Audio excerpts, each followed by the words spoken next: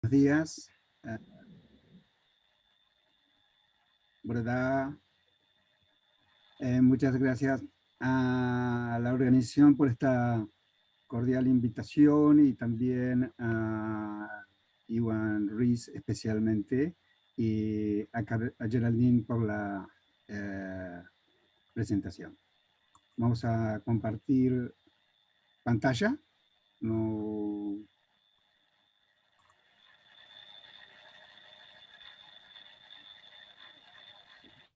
¿no?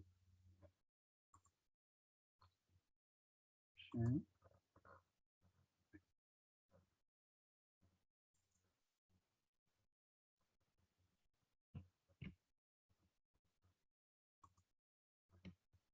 Bueno, ahí está.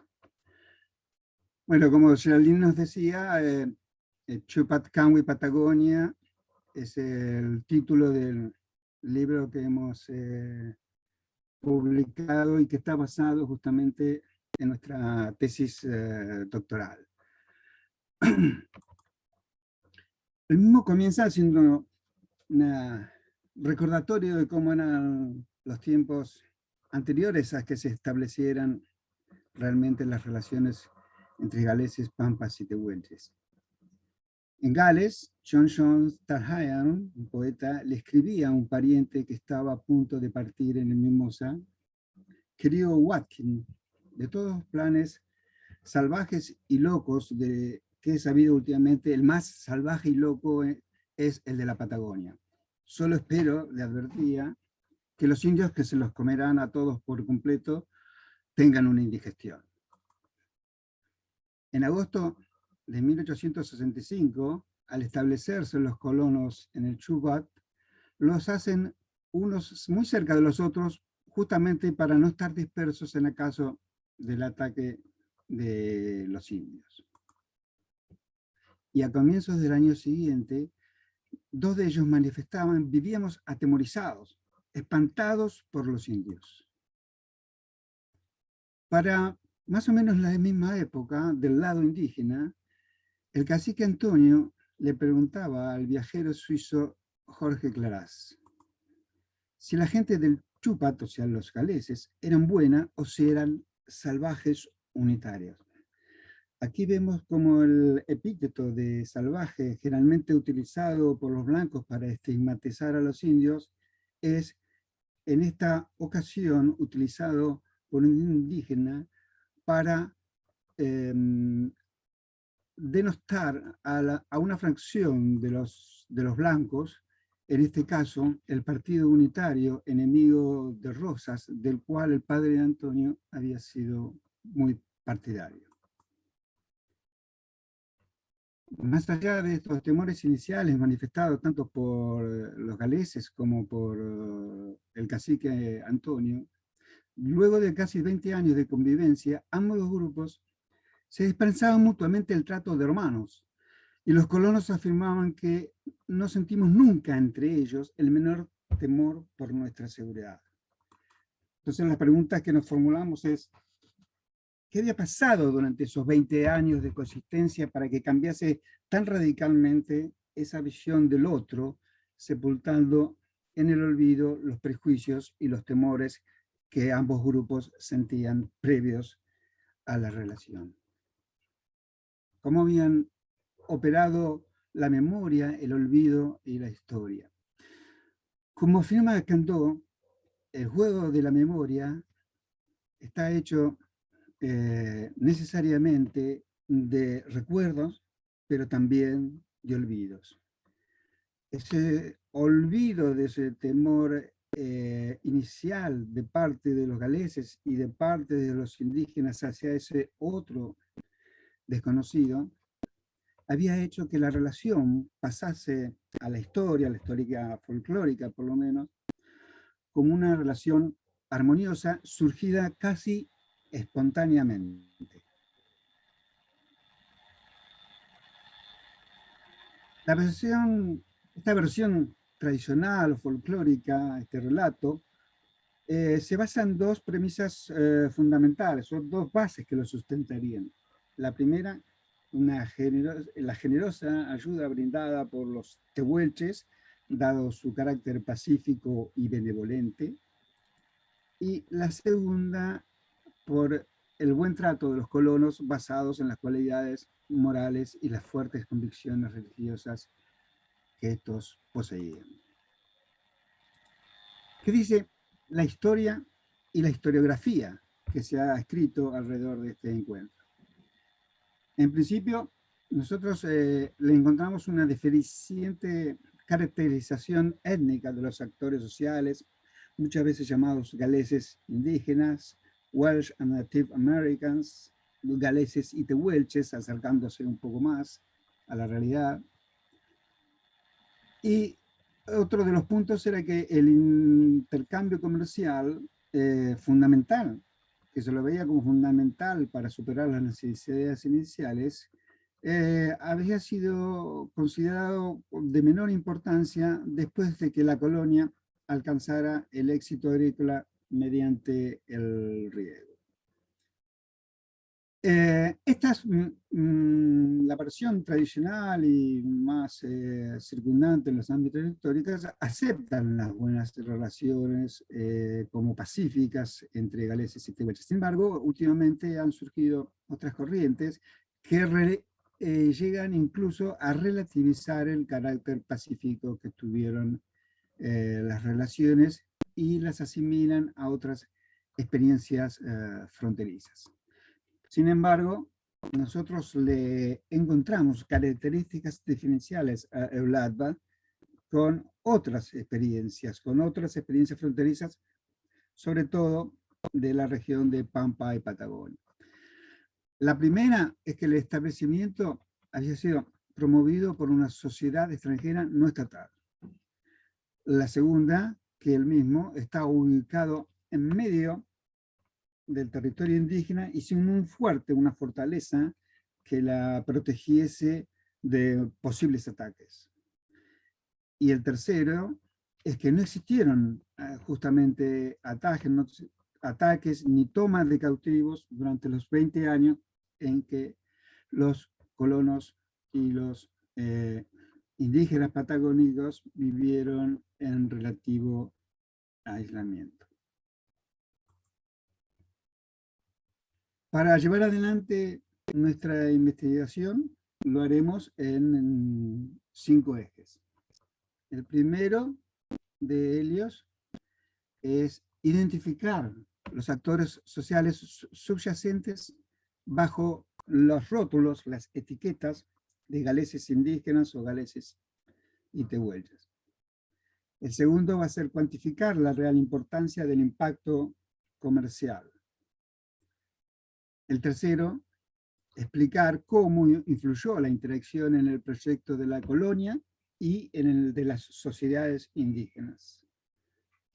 El cuarto, procuraremos analizar los posicionamientos de los colonos, las diversas sociedades indígenas y el gobierno argentino entre sí y frente a la denominada conquista del desierto.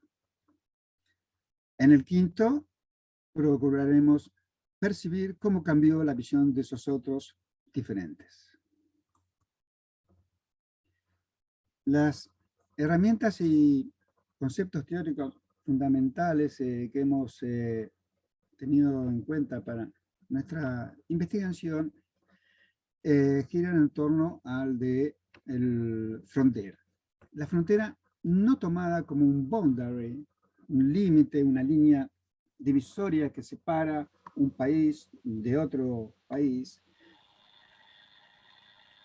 a veces considerada como denomina el término frontier, ¿no es cierto?, como un lugar vacío, ser ocupada, un poco tomando la teoría turneriana, pero más generalmente y aplicándolo a nuestro caso la vamos a conceptualizar como un border. Esto es una zona de contacto entre distintas sociedades que anteriormente separadas geográficamente, que justamente se ponen en contacto, en interacción. Este borde, la zona de contacto, justamente es el teatro en el cual se producen las relaciones interétnicas. Estas relaciones interétnicas pueden revestir formas de conflictividad, como en el caso del modelo de, explicativo de la fricción interétnica sostenido por Cardoso de Oliveira. También pueden adoptar formas de acuerdo o negociación, como en la teoría explicativa del middle ground, llevada adelante por Richard White, en la cual tuvieron una fundamental importancia los middlemen, estos hombres del medio, estos hombres de la frontera a los que también señala Richard White, perdón, Bruce Stryker.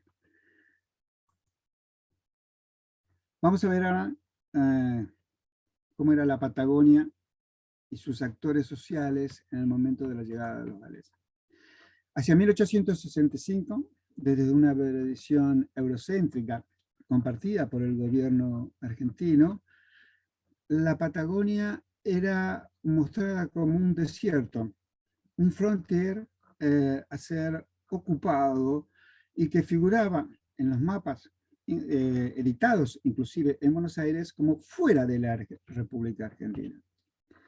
Sin embargo, nosotros sabemos muy bien que la Patagonia no era un desierto, sino que estaba poblada por diversos pueblos indígenas que se conectaban entre sí por diversas senderos, rastrilladas, que justamente los conectaban entre sí y los conectaban también con los establecimientos argentinos y chilenos que estaban asentados justamente en las costas patagónicas.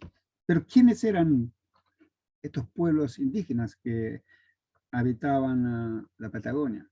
Para no practicar ventriloquía, le vamos a ceder la voz a un cacique patagónico. Hacia fines de 1865, el viajero suizo Claraz emprende un viaje desde Patagones hacia la colonia del Chubut. Al llegar a la altura del paralelo 42 y pasar por la toldería, el campamento del cacique Antonio, enterado que los galeses se habían instalado en el Chubut, decide mandarle una carta al jefe de la colonia para presentarse. La carta, fechada en Chipchihuahua, el 8 de diciembre de 1865, comienza diciendo: usted sin duda no sabe que en la región al sur de Buenos Aires existen 3 grupos de indios. Al norte del Río Negro y al borde de las altas montañas que los cristianos llaman la cordillera, vive una nación de indios denominados chilenos. Estos indios son de corta estatura y hablan el idioma chilona. No debemos confundir el nombre de chilenos con el gentilicio o la nacionalidad chilena actual, sino que lo que el cacique procuraba remarcar era el origen extraandino, ¿no es cierto?, extra patagónico, justamente de estos indígenas a los que él agrupa bajo el nombre de chilenos, pero entre los cuales se encontraban varios hablantes del mapudungún, los pehuenches, los salineros, los ranqueles. Serían los que hoy se comienza a denominar como mapuches. Entre el Río Negro y el río Chupat vive otra nación que son de mayor estatura que los chilenos y que visten mantos de guanaco. Hablan un idioma diferente. Esta es la nación Pampa y que habla Pampa. Yo y mi pueblo pertenecemos a ella.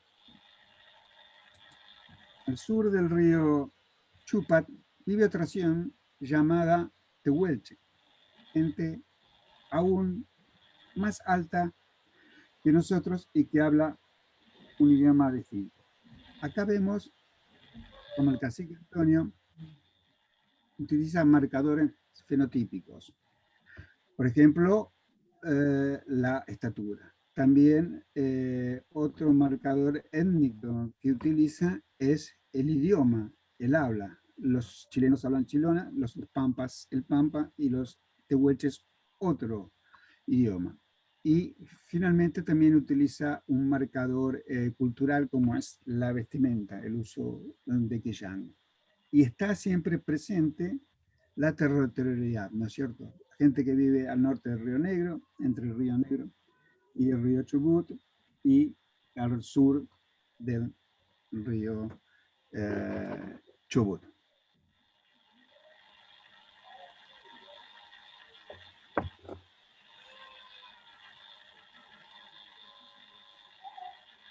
En esa región fronteriza, juntamente entre Pampas y Tehuelches, se va a instalar la colonia galesa del Chubut, que la vemos representada aquí con una bandera argentina y el dragón rojo. Entonces, convenimos que Pampa, Patagonia, no eran un mundo bipolar dividido en blancos e indios, sino un mundo multipolar en el cual coexistían pampas, tehuelches, manzaneros, pehuenches, ranqueles, salineros. Os fod yn cyfieithu beth sy'n cael ei ddweud, ond dwi'n yn gwybod sut i cael.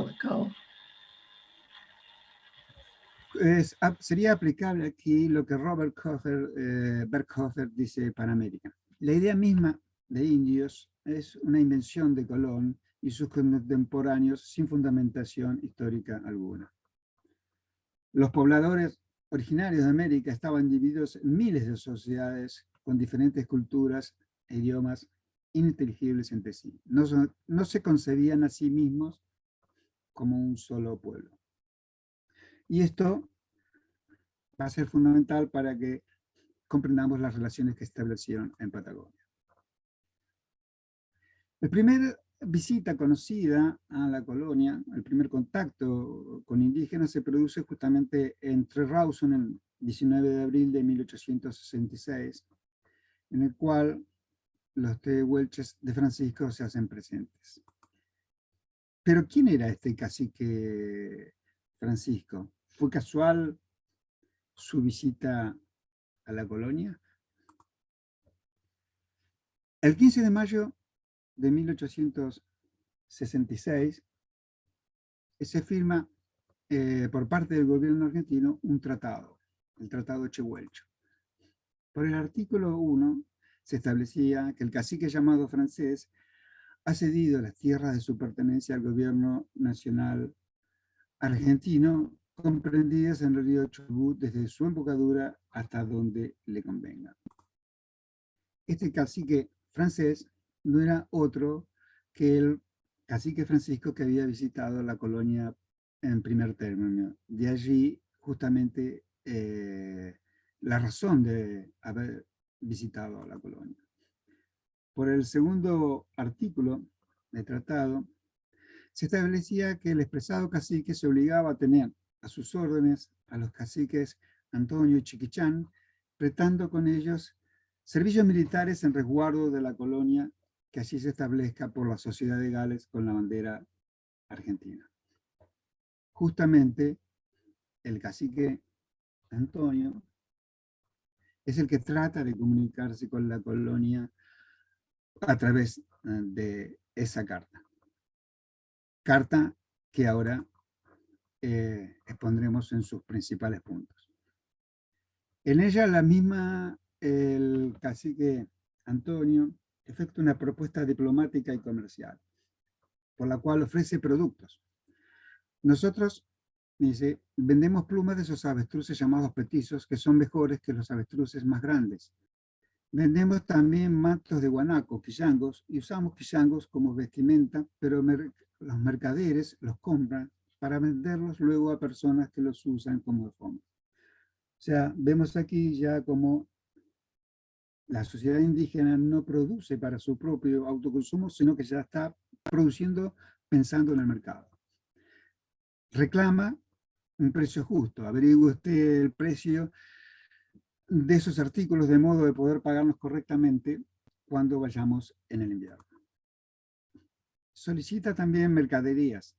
Tampoco olvide de tener licor, yerba mate, azúcar, harina, pan, galleta, tabaco, ponchos, pañuelos, telas o mantas finas para nuestras mujeres, porque ellas no tienen otras vestimentas excepto las mantas. Exige calidad y lealtad comercial. Fíjese, les dice que las cosas que compramos y necesitamos sean buenas, pero sobre todo la yerba tiene que ser buena.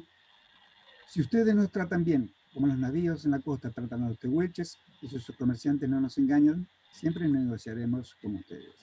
Averigüe también por los medios de pago. Dígame en su carta qué clase de moneda están usando en el Chupac, si es moneda o monedas de plata. Faltaba que dijera, aceptamos tarjetas de crédito. No tenga miedo de nosotros, mi amigo. Yo y mi gente estamos contentos de verlos colonizar el Chupac, porque tendremos un lugar más cercano para comerciar sin necesidad de ir a Patagones, donde nos roban los caballos y donde los pulperos nos roban y engañan. Envío esta carta por medio de mi nieto Francisco Hernández y le encargué que hablara con usted y si pusiera de acuerdo, dele su respuesta y si usted toma interés en nosotros y desea entablar relaciones amistosas con nosotros, háganos algunos presentes y mándenlo por intermedio del mismo Hernández a quien debemos encontrar a su regreso al Río Negro. Pero la comitiva de Clarás, que estaba compuesta por Hernández, no llega hacia la colonia del Chupac, sino que regresa a Patagones. ¿Cómo llegó entonces la carta a la colonia? Vamos entonces ahora a ordenar un poco los hechos históricos para comprender mejor. Los dos hechos más conocidos son que en julio de 1865 arriba el Mimosa y que en abril de 1866 se produce la primera visita del cacique tehuelche Francisco. Pero antes, intermedio, pasaron cosas. En mayo de 1865, como vimos, se firma el Tratado Tehuelche del gobierno argentino con los caciques Francisco, Antonio y Chiquichán. En septiembre de 1865, el ministro Rawson informa a Le Bouchon que se ha celebrado dicho tratado con los indígenas dueños de aquellas tierras. En diciembre de 1865, Antonio escribe la carta a la colonia, pero que no llega en ese momento, sino que es traída por el cacique Francisco cuando visita la colonia en abril del año siguiente. O sea, aquí vemos como el cacique Francisco y el cacique Antonio actuaban con una verdadera coordinación. Meses después, en agosto de 1866, arriba de la colonia los Pampas de Chiquichán y los Tehuelches de Galach y Orqueque. Ahí vemos como los tres caciques mencionados en el tratado, Francisco, Antonio y Chiquichán, son los primeros en ponerse en contacto con los colonos. Al establecerse este contacto, comienzan los intercambios. Primero de carne fresca, plumas y quillangos que los indígenas le dan a los tehuelches, pero además les enseñan algo fundamental, es cómo sobrevivir en la Patagonia, para lo cual les proporcionan las técnicas y los elementos necesarios para cazar. Esto es caballos, perros y boleadoras. No obstante, a pesar de la ayuda recibida por parte de Pampas y Tehuelches, el fracaso de las cosechas por parte de los colonos en los 2 primeros años hace que en 1867 se produzca una crisis y los colonos decidan abandonar el Chubut para dirigirse a otro lugar de la Argentina. Mientras estaban en Puerto Madryn esperando el barco que los trasladaría a otra región, se hacen presentes las tribus de los caciques Pampas y Tehuelches, solicitándole a los galeses que se queden allí. ¿Con quiénes vamos a comerciar si ustedes se van? Es lo que le dicen. Luego de varias idas y vueltas con el gobierno argentino, los galeses finalmente deciden la propuesta del ministro Rawson para quedarse un año más y hacer una nueva prueba. Es así que el 23 de julio de 1867, al saber que se van a quedar, una de las primeras cosas que hacen es asegurarse el buen trato con los indígenas continuase, por lo cual disponen otorgar pasajes a los caciques Juan, o sea, Chiquichán y Francisco, con 2 compañeros de cada uno de ellos para ir a Buenos Aires, a donde van a entenderse con el excelentísimo gobierno. Ese entenderse con el gobierno significaba pedir el pago de las raciones que le estaban siendo adeudadas. Es allí que se toma la famosa foto de Lewis Jones, donde merced a Hutchinson podemos conocer las identificaciones de los indígenas que lo acompañaron en esa misión. Entonces, ¿cuál fue la real importancia del intercambio comercial? Recordemos, en 1867, 1868, los galeses tienen la primera cosecha exitosa. En 1873 se logra por primera vez la exportación de trigo por parte de la colonia, lo que da lugar a que en el año siguiente se produjera el arribo de nuevos contingentes galeses desde Estados Unidos y Gales, y la instalación de las casas comerciales. ¿Marcaría este el fin de la importancia del intercambio comercial? Por el contrario, los colonos privilegiaron su proyecto agrícola y rechazan la instalación de proyectos ganaderos como posible fuente de conflicto con los colonos. Entonces, el modelo basado en la complementariedad económica comienza a funcionar a pleno. En los años siguientes,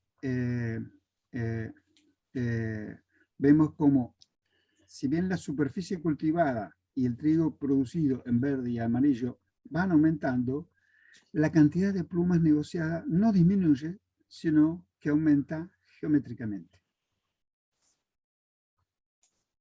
durante todo el periodo. En el año 1881, un año de una buena cosecha, las exportaciones, el valor de las exportaciones de la colonia por plumas de avestruz, que ahí lo vemos en color celeste, representaba prácticamente lo mismo que las exportaciones, el valor de las exportaciones de trigo. En el año 1882, en que se había producido una mala cosecha, el valor de las exportaciones de los indígenas, de plumas de avestruz y de quillangos, equivalían al 80% del total de las exportaciones de la colonia. Además, para atender este tráfico comercial, además de las 2 casas establecidas en Rawson y luego en Gaiman, entre 1881 y 1884 se van estableciendo en la colonia una serie de almacenes que llegan a ser el número de 14 almacenes, cuyo único y principal objetivo era el comercio con los indígenas.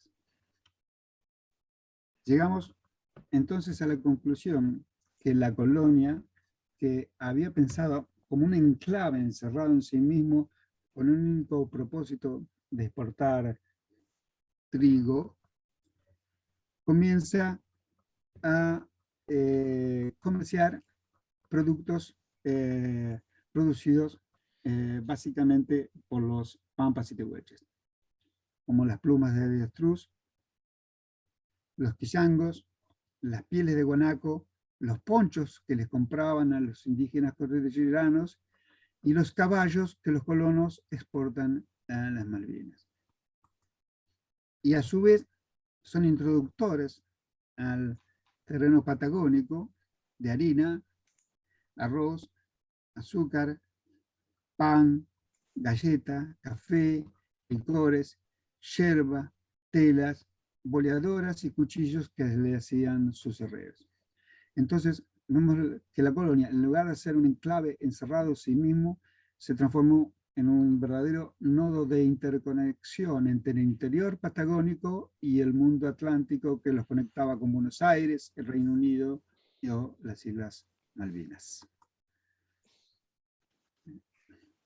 Hacia 1878-79 se produce un cambio de posición en el gobierno argentino, el cual, necesitado de incorporar tierras para la ganadería, para exportar productos justamente ganaderos al mercado mundial,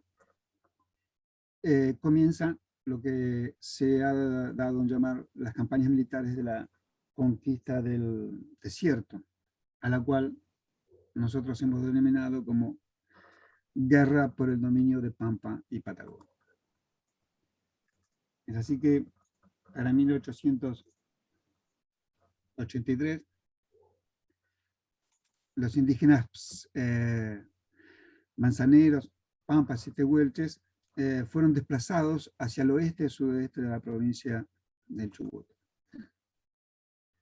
La avanzada militar más cercana estaba en el fuerte de Balcheta, en tanto que la colonia galesa del Chubut quedaba bastante expuesta a lo que podía ser un ataque por parte de los indígenas. Sin embargo, Lewis-Jones y los galeses se niegan a la instalación de un fuerte en la colonia y el cacique Sacamata, por su parte, se traslada de la zona de Teca a la del Corral Charmata, estableciéndose justamente enfrente de la colonia y avisando a estas de posibles ataques de las tribus manzaneras de Sayahueque, Foyel e Inacayab. Vemos entonces cómo, rompiendo el presunto alineamiento binario de blanco versus indígenas, galeses, pampas y tehuelches toman una posición distinta para preservar el espacio del valle inferior del río Chubut como un ámbito seguro para intercambio comercial en el marco de convivencia interétnica pacífica. En dicho marco, realizan en 1873 un pedido al general Winter en favor de nuestros indígenas. Generalmente se ha tomado como un pedido en abstracto, pero este fue un pedido concreto en favor de la libertad del cacique tehuelche Orqueque, que estaba siendo llevado preso a Buenos Aires. En esa misma carta le manifiestan a Winter que no sentimos nunca entre los indígenas el menor temor por nuestra propia seguridad. En realidad los indios fueron un muro de seguridad y amparo para nosotros. Este muro de amparo era un poco más que una metáfora, porque realmente la posición de Sacamata frente a la colonia, en el lugar denominado Corral Charmata, que luego sería ocupado por el campamento Villegas, en el que comentaba Lucy Taylor ayer, luego sería detenido Catrolaf. Vamos ya finalizando hacia la visión del otro. Los galeses dejan ver a los como indígenas o salvajes y comienzan a denominarlos por sus nombres de pampas y tehuelches. Por su parte, estos dejan de temer a los galeses como salvajes unitarios, o cristianos, como ellos denominaban a los hispano-criollos, para llamarlos no cristianos o galenses. Y en 1875 Davis dice, "Mijn hen en Galo e Cambry en hermanos, Brody e Dingwin". Estos tribus llamaban a los galeses hermanos. De los pampas que más tuvieron conexión con la colonia, tenemos a los caciques Antonio Chiquichán, Sinchel, Cual, Sacamata y José María Chagallo, que vemos en la fotografía. Entre los tehuelches a Francisco, Hascao, Orqueque y Galach, que justamente le regaló su poncho Argolla a Nelbach Bux, un verdadero símbolo, ya que este poncho era privativo del uso de los caciques, y esta prenda que hoy está entre los descendientes de Nelbach Bux solamente es una de las 3 o 4 que existen en todo el mundo. Yendo hacia las conclusiones, decimos que descartados los extremos, tanto de una utópica ausencia absoluta de conflicto, como de la inexorabilidad de su ocurrencia propuesta por el modelo de la fricción interétnica, la detección importante incluso del predominio de las sociedades indígenas, el poderío bélico económico, nos brindan las herramientas para diseñar un modelo explicativo alternativo, al que hemos denominado modelo de convivencia interétnica pacífica. Según este modelo, galeses, pampas y tehuelches fueron capaces de articular sus respectivos intereses mediante el intercambio pacífico de bienes como formas relacionales predominantes. La configuración de este modelo no fue una decisión unidireccional, sino una construcción conjunta y negociada entre los grupos que participaron, líderes galeses, pampas y tehuelches, y también hombres comunes, generalmente los rescatados en las crónicas, en la historiografía, los que lograron articular sus respectivos intereses políticos y económicos. Estos serían los hombres de la frontera, los middlemen, líderes intermediarios de uno y otro lado, galeses chacareros, comerciantes, pero también herreros, pampas y tehuelches, cazadores, artesanos, pastores y comerciantes. Dicho modelo les permite en forma duradera evitar de forma duradera la potencial conflictividad inherente a toda interrelación social entre grupos étnicos puestos en contacto, configurando al Valle del Chubut como un nuevo espacio social, económico e intercultural de convivencia pacífica, el Chupac Canwi. Una experiencia histórica distinta a la de las otras experiencias fronterizas. Un ejemplo, tal vez el más extremo por sus singulares características, de que a pesar de las diferencias culturales, religiosas, políticas y económicas, la convivencia pacífica entre colonos europeos e indígenas americanos también fue posible. Muchas gracias, Jochen Bauer. Thank you. Bueno, muchas gracias, Marcelo. Tuviste permiso de Iwan para extenderte, pero eso, lástima,